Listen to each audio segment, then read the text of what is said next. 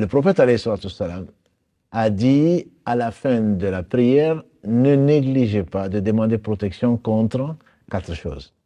Et ça, je m'en voudrais que Shaitan me fasse oublier ça. Parce qu'il a insisté, à la fin de la prière. Bon, là déjà, Dubour Kulli Salah. Et de la fin de la prière, l'avis le plus fort, c'est que la fin, c'est-à-dire j'ai fini la Salat Ibrahimi, je ne suis pas encore arrivé au Salam.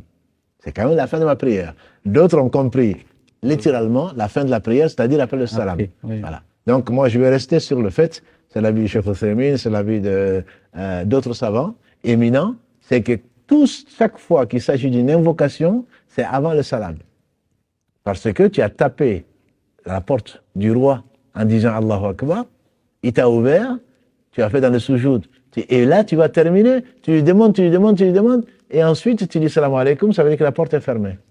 Et donc, c'est pas la peine de lui demander encore. Donc, tout ce que tu dois demander, c'est soit dans le soujoud, soit après la salat Ibrahim qu'on a vue, et avant le salam.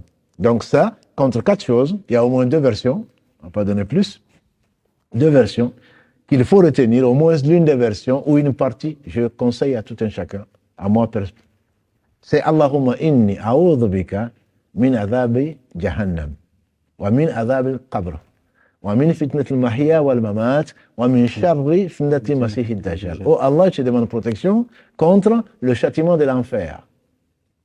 Mais comme il n'y a pas de hasard, on peut être protégé du châtiment de l'enfer, mais avoir le châtiment de la tombe.